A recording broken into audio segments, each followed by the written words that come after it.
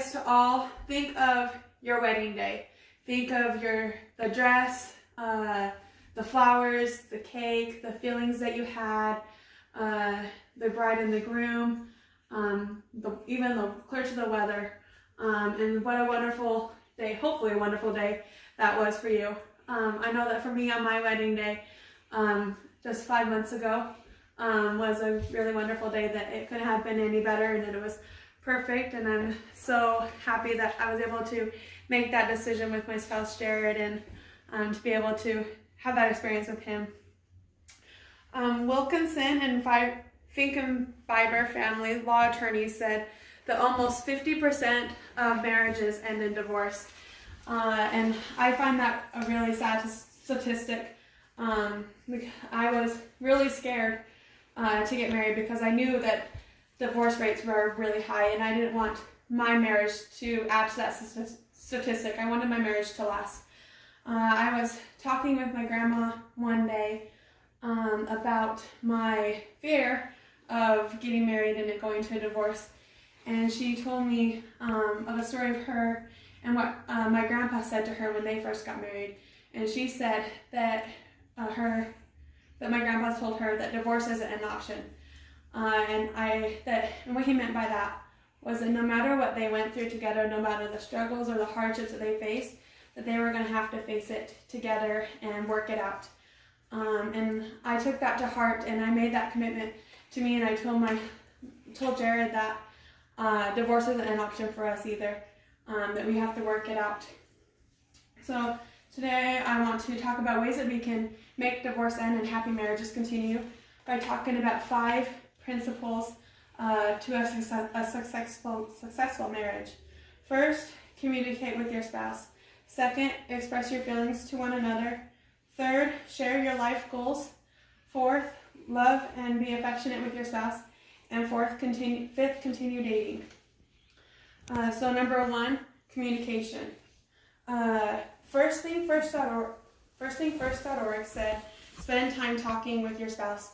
I know that for me, when I talk with my spouse, that it makes a huge difference when I'm feeling anxious or anything, that just talking with him throughout the day can build our love for one another.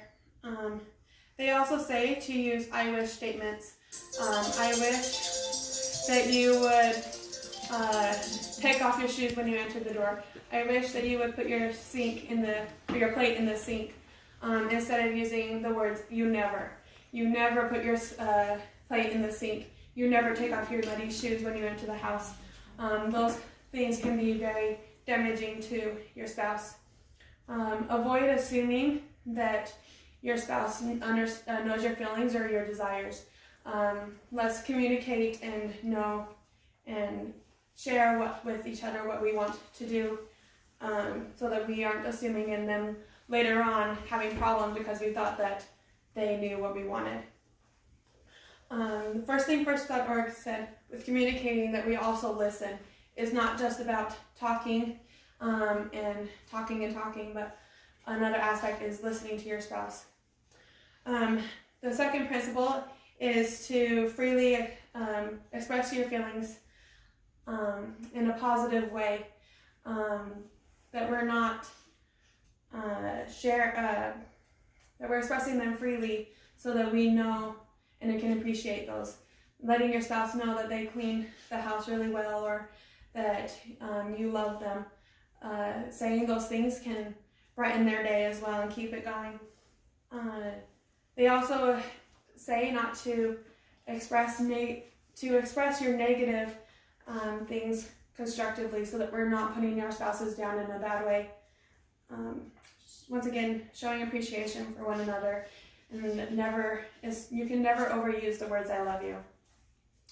The third key to a successful marriage is to share your life goals together, making plans for where you want to be in 1 year from now, where you want to be in 5 or 10 years, and just having a clear path in mind so you guys can both be on the same page and work together as an effective team to reach those goals. Number 4 is love and affection. And we know of the 5 love languages. The 5 love languages are words of affirmation, acts of service, receiving gifts, quality time, and physical touch. So I want you to think, if you guys know your own love language, and then if you know your spouse's love language, that's an important aspect to know with you and your spouse. There's a book by Dr. Gary Chapman called The 5 Love Languages. And in his book, he says, relationships grow better when we understand each other. Everyone gives and receives love differently, but with a little insight, we can be confidently equipped to communicate love well. And so when we know our spouse's love language, we can more adapt our love to them in the way that they best receive it. The 5th way to lead to a successful marriage is to continue dating. We date when we first meet someone up until we get married, and then we live with them, and sometimes that ends the dating process, but it's important to continue dating even after marriage. There's an analogy that dating after marriage is like adding wood to a fire. To keep a fire alive, you have to continue adding wood to it, and if you don't, then it's just going to dwindle and die. A marriage is the same way. When we date, we are adding wood to our fire to keep it alive.